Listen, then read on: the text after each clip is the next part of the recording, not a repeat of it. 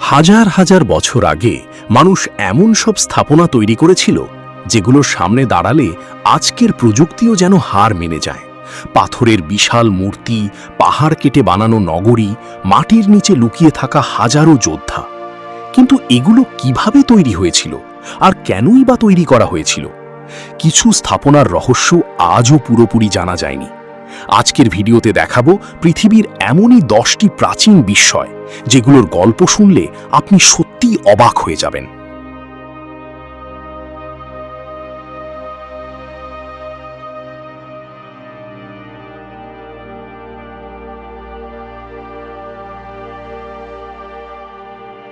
প্রশান্ত মহাসাগরের মাঝখানে চিলির উপকূল থেকে হাজার হাজার কিলোমিটার দূরে রয়েছে ইস্টার আইল্যান্ড, রাপা নুই নামেও পরিচিত এক রহস্যময় দ্বীপ। প্রায় 1000 বছর আগে পলিনেশীয় জনগোষ্ঠী এখানে বসতি গড়ে তোলে। পরে তারা দ্বীপ জুড়ে তৈরি করে বিশাল পাথরের মোয়াই মূর্তি। কিছু মূর্তি 10 মিটারেরও বেশি উঁচু। কিন্তু এত দূরবর্তী দ্বীপে তারা কিভাবে এত বিশাল পাথর কেটে এইসব মূর্তি তৈরি করেছিল, সেটিই আজও বিস্ময়ের বিষয়।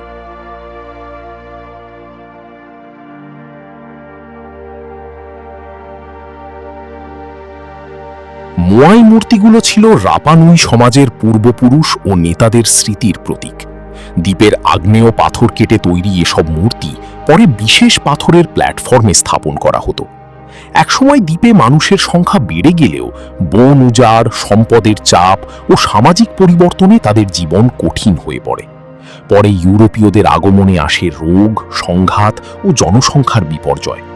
তবু শত শত মোয়াই আজও দাঁড়িয়ে আছে, যেন হারিয়ে যাওয়া এক সভ্যতার নীরব সাক্ষী।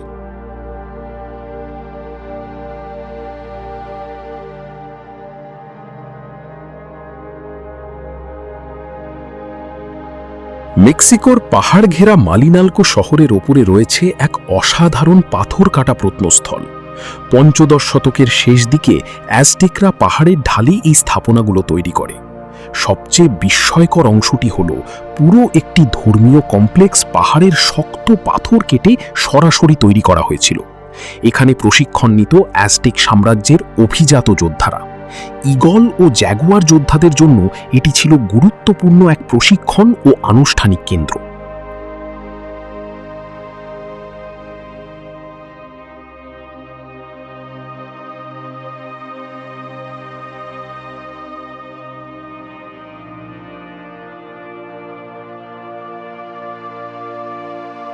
মালিনালকোর পাথর কাটা স্থাপনায় আজও দেখা যায় ঈগল, জ্যাগুয়ার ও অন্যান্য প্রতীকী নকশা। এর প্রধান কক্ষটি পাহাড়ের গা কেটে তৈরি, আর ভেতরে বসার জন্য পাথরের আসনও খোদাই করা হয়েছে। ধারণা করা হয় এখানে যোদ্ধাদের বিশেষ আচার ও প্রশিক্ষণের অংশ হিসেবে বিভিন্ন অনুষ্ঠান হতো। স্প্যানিশরা অ্যাজটেক সাম্রাজ্য দখল করার পর এই স্থানও পরিত্যক্ত হয়। পাহাড়ের চূড়ায় টিকে থাকা সেই পাথরের কাঠামো আজও অ্যাজটেকদের অসাধারণ কারিগরি দক্ষতার প্রমাণ।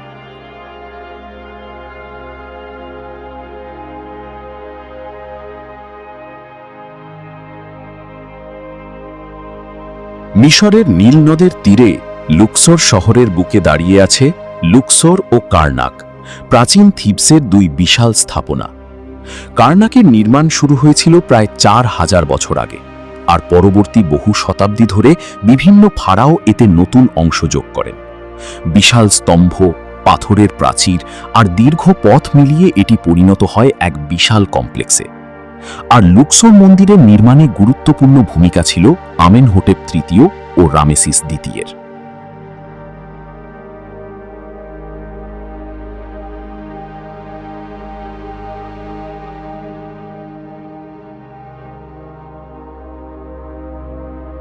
কার্নাকের সবচেয়ে চমকপ্রদ অংশগুলোর একটি হল বিশাল হাইপোস্টাইল হল, যেখানে সারি সারি পাথরের স্তম্ভ দাঁড়িয়ে আছে।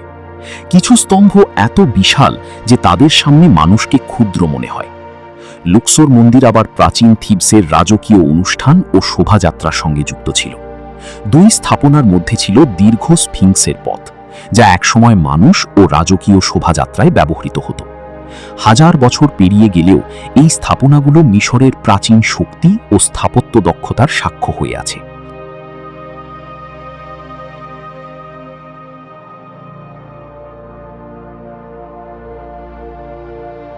চীনের শিয়ানের কাছে মাটির নিচে লুকিয়ে আছে হাজার হাজার টেরাকোটা যোদ্ধা, যেন কয়েক হাজার বছরের পুরনো এক বিশাল সেনাবাহিনী। খ্রিস্টপূর্ব ৩য় শতকে প্রথম সম্রাট ছিন শি হোয়াংয়ের সমাধিকে ঘিরে এগুলো তৈরি করা হয়।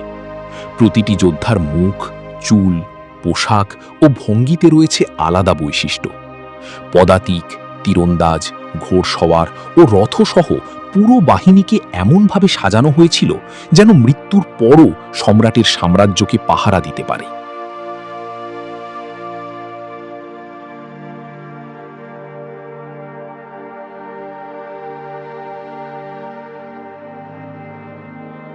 সবচেয়ে অবাক করার বিষয় হল এই হাজার হাজার মূর্তির কোনো দুটির চেহারা পুরোপুরি এক নয়।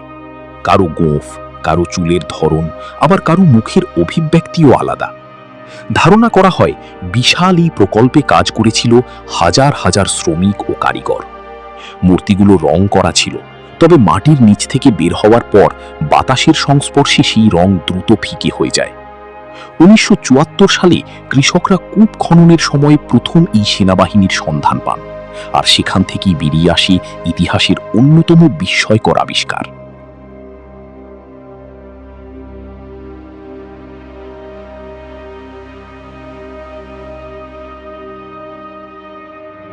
ইন্দোনেশিয়ার মধ্য জাভায় সবুজ পাহাড় ঘেরা এলাকায় দাঁড়িয়ে আছে বড়বুদুর, বিশ্বের অন্যতম বৃহৎ প্রাচীন স্থাপনা। খ্রিস্টীয় ৮ম থেকে ৯ম শতকের মধ্যে শৈলেন্দ্র রাজবংশের সময় এটি নির্মিত হয়। বিশাল পাথরের স্তর, শত শত স্তূপ আর হাজারেরও বেশি খোদাই করা প্যানেল মিলিয়ে তৈরি হয় এই অনন্য স্থাপনা। দূর থেকে দেখলে মনে হয় যেন একটি বিশাল পাথরের পাহাড় ধাপে ধাপে আকাশের দিকে উঠে গেছে।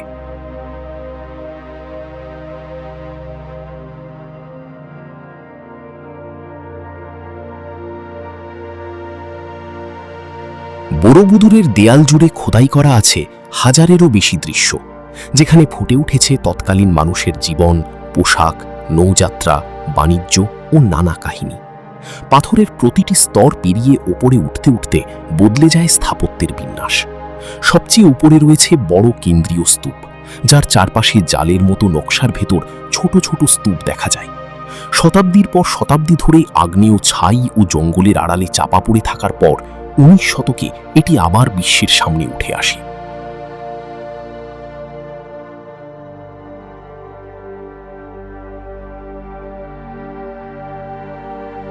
মিশরের নীল নদের পশ্চিম তীরে এডফু শহরে দাঁড়িয়ে আছে প্রাচীন মিশরের অন্যতম সংরক্ষিত স্থাপনা এডফু মন্দির। এর নির্মাণ শুরু হয় খ্রিস্টপূর্ব ২৩৭ সালে, আর কাজ শেষ হতে লেগেছিল প্রায় ১৮০ বছর।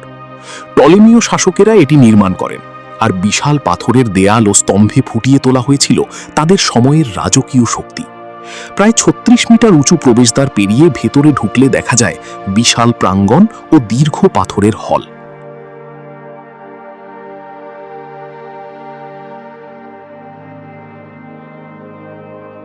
এডফু মন্দিরের দেয়ালে খোদাই করা আছে যুদ্ধ, রাজপরিবার, উৎসব ও প্রাচীন মিশরীয় জীবনের নানা দৃশ্য।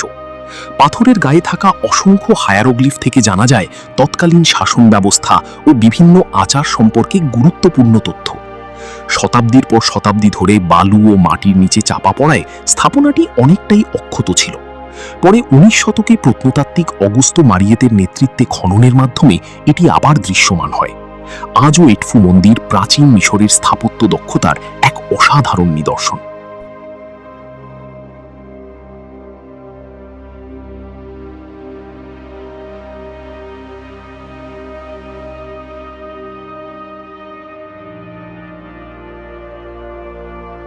তুরস্কের আমাসিয়া শহরের পাহাড়ের খাড়া দেয়ালে সারি সারি পাথর কেটে তৈরি করা হয়েছে পন্টাসের রাজাদের সমাধি। খ্রিস্টপূর্ব ৩য় থেকে প্রথম শতকের মধ্যে মিথ্রিদাতেস রাজবংশের সময় এগুলো নির্মিত হয়। দূর থেকে দেখলে পাহাড়ের গায়ে খোদাই করা বিশাল দরজার মতো মনে হয়, কিন্তু এগুলোর ভেতরেই লুকিয়েছিল রাজপরিবারের সমাধি। কঠিন পাহাড় কেটে এত নিখুঁতভাবে এইসব কক্ষ তৈরি করাই প্রাচীন কারিগরদের অসাধারণ দক্ষতার প্রমাণ। এই সমাধিগুলোর ভেতরে ছিল একাধিক কক্ষ, যেখানে রাজা ও রাজপরিবারের সদস্যদের দেহ সমাহিত করা হতো। পাহাড়ের উঁচু অবস্থান সম্ভবত তাদের রাজকীয় মর্যাদাকেই তুলে ধরত। আমাসিয়া একসময় পন্টাস রাজ্যের গুরুত্বপূর্ণ রাজধানী ছিল, আর এই সমাধিগুলো সেই রাজবংশের শক্তির স্মৃতি বহন করে। সময়ের সঙ্গে সমাধির মূল্যবান সামগ্রী হারিয়ে গেলেও পাহাড়ের গায়ে খোদাই করা বিশাল মুখগুলো আজও টিকে আছে। সন্ধ্যার আলোয় পুরো পাহাড়টিকে মনে হয় যেন পাথরের তৈরি এক প্রাচীন রাজপ্রাসাদ।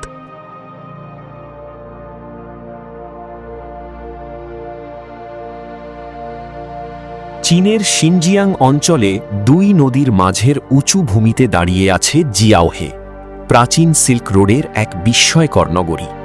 প্রায় 2000 বছর আগে এর বিকাশ শুরু হয় এবং পরে এটি গাওছাং রাজ্যের গুরুত্বপূর্ণ কেন্দ্র হয়ে ওঠে। শহরটির সবচেয়ে চমকপ্রদ বিষয় ছিল এর অবস্থান। 3 দিক খাড়া খাদে ঘেরা থাকায় এটি ছিল অনেকটা প্রাকৃতিক দুর্গের মতো। সরু পথ আর ঘন বসতি মিলিয়ে গড়ে উঠেছিল এক অনন্য নগর ব্যবস্থা।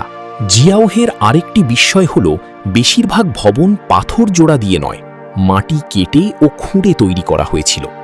শহরের রাস্তা, বাড়ি, উঠান ও বড় ভবনগুলো ছিল পরিকল্পিতভাবে সাজানো। সিল্ক রোডের গুরুত্বপূর্ণ অবস্থানের কারণে এখানে দূর দেশের ব্যবসায়ী ও যাত্রীরা আসত। পরে বাণিজ্য পথ বদলে যাওয়া, যুদ্ধ ও রাজনৈতিক অস্থিরতায় শহরটি ধীরে ধীরে জনশূন্য হয়ে পড়ে। আজ মরুভূমির মাঝে এর ধ্বংসাবশেষ সেই হারিয়ে যাওয়া নগরীর গল্প বলে।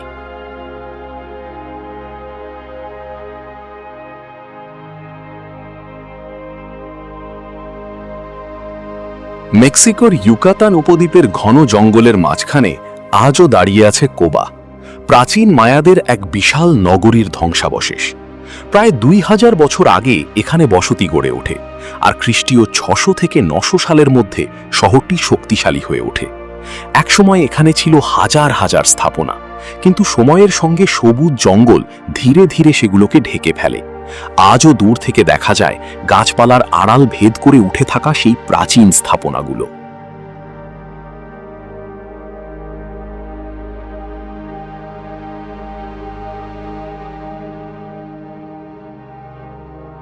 কোবার সবচেয়ে চমকপ্রদ বিষয় হল প্রত্নতাত্ত্বিকরা এখনও এর পুরো নগরী খনন করতে পারেননি।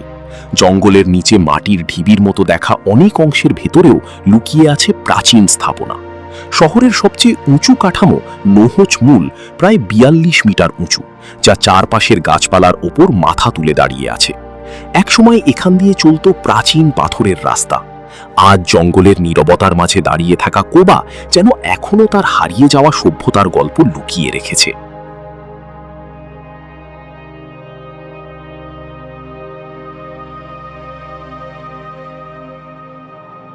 মেক্সিকোর ইউকাতান উপদ্বীপে দাঁড়িয়ে আছে চিচেন ইৎজা, মায়া সভ্যতার অন্যতম শক্তিশালী প্রাচীন নগরী। প্রায় 1500 বছর আগে এর বিকাশ শুরু হয়, আর পরবর্তী সময়ে এটি উত্তর মায়া অঞ্চলের গুরুত্বপূর্ণ রাজনৈতিক ও সাংস্কৃতিক কেন্দ্রে পরিণত হয়। একসময় এখানে বাস করত প্রায় 50,000 মানুষ। বিশাল পাথরের স্থাপনা, প্রশস্ত রাস্তা আর পরিকল্পিত নগর ব্যবস্থা দেখে বোঝা যায় সেই সময়েও শহরটি ছিল অত্যন্ত উন্নত।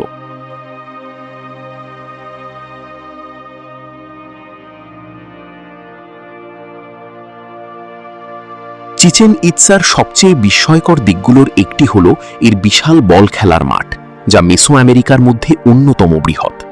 এছাড়া রয়েছে পাথরের দীর্ঘ রাস্তা, বিশাল স্তম্ভ আর গোলাকার কারাকুল স্থাপনা, যেটিকে গবেষকেরা জ্যোতির্বিদ্যার কাজে ব্যবহৃত হয়ে থাকতে পারে বলে মনে করেন। শহরটির নির্মাণে মায়া ও মধ্য মেক্সিকোর স্থাপত্য রীতির মিশ্রণ দেখা যায়। ত্রয়োদশ শতকের পর এর গুরুত্ব কমতে থাকে, আর পঞ্চদশ শতকের মধ্যে শহরটি প্রায় পরিত্যক্ত হয়ে যায়।